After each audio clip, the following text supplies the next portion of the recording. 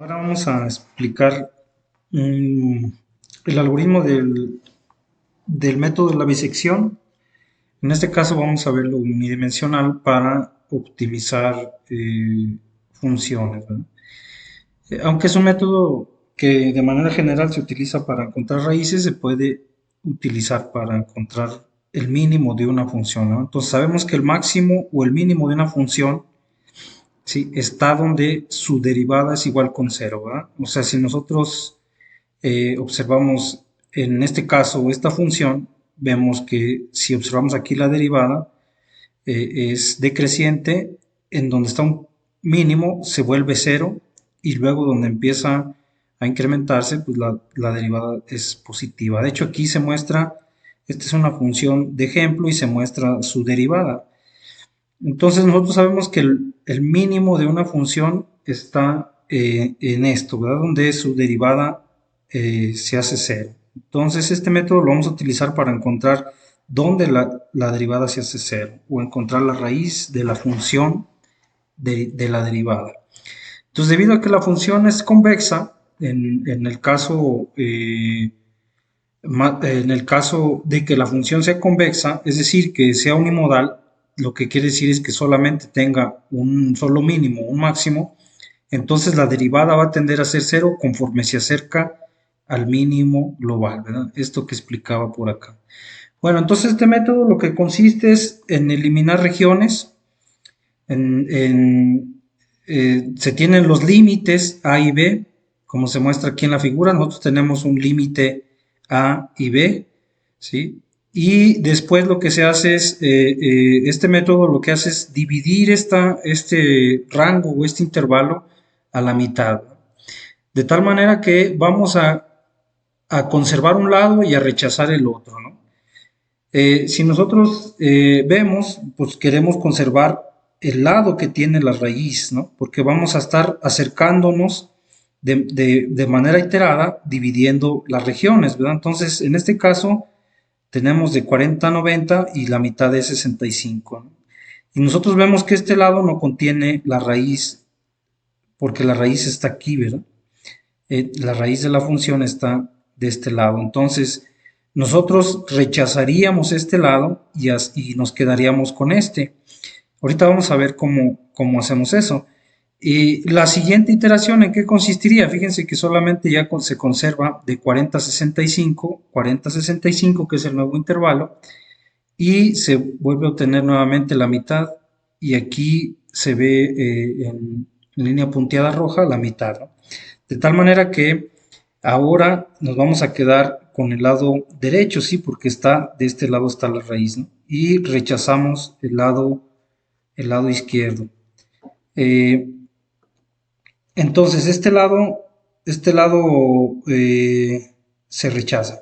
¿Cómo sabemos qué lado conservar? Pues eso depende de si hay un cambio de signo o no. O sea, la raíz forzosamente va a estar cuando la derivada de la función tenga un cambio de signo. O sea, si aquí multiplicamos, vemos toda la función es positiva y acá es positiva y es negativa porque está el cruce por cero. Entonces, lo que hacemos es evaluar la función. Si evaluamos f en el punto A y f en el punto alfa, que es la mitad, y nos da un valor menor que cero porque uno va a ser negativo y el otro positivo, entonces ese lado es el que contiene la raíz. Y por lo tanto el otro no va, o sea, va a ser mayor que cero porque ambos son positivos y ese lado se rechaza. Entonces así hacemos eh, iteradamente, ¿no? Aquí en este caso pues dio el lado derecho, ¿no? Porque en este lado está el cambio de signo, entonces una parte es negativa en alfa y positiva en B, por lo que la multiplicación de las evaluaciones de la derivada es menor que cero. De hecho aquí debe ser la derivada, ¿verdad? No la función.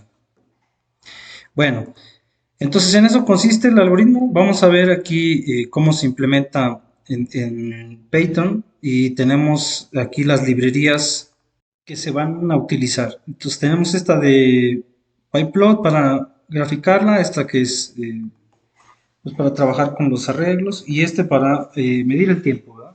Entonces de hecho esta función que se muestra aquí la función esa que se muestra aquí es esta que está aquí, ¿no? Esta es la función que vamos a utilizar como ejemplo. Y aquí ponemos la aproximación a la derivada adelantada. ¿Sí? Igual se puede utilizar cualquiera de las aproximaciones, ¿no? Entonces, establecemos los límites, ponemos un epsilon para una tolerancia, en este caso es 1 por 10⁻⁴, y el delta, que lo vamos a igualar, este es el delta de la aproximación de la derivada, de hecho aquí vamos a poner por 10 a la menos 3. Y el delta, pues vamos a igualarlo, ¿no? Este delta de la derivada vamos a dejarlo igual que el epsilon. Y bueno, aquí iniciamos el tiempo y luego entramos en un for donde ponemos pues, muchas iteraciones, ¿verdad? Para que en realidad se pare, no tan... antes que las iteraciones, vamos a esperar que se pare por la precisión. Vamos a aplicar el método, ¿no? Entonces aquí, para este caso, tenemos que aquí, en lugar de utilizar A y B, estamos utilizando XL de límite superior y límite inferior. Entonces así encontramos la mitad, el punto medio, pues aquí se muestra, ¿verdad? Cómo lo podemos encontrar y evaluamos la derivada en este punto medio. Y la estamos multiplicando, la derivada en alfa, la función de la derivada evaluada en alfa y la derivada evaluada en A, ¿verdad? O en el límite inferior.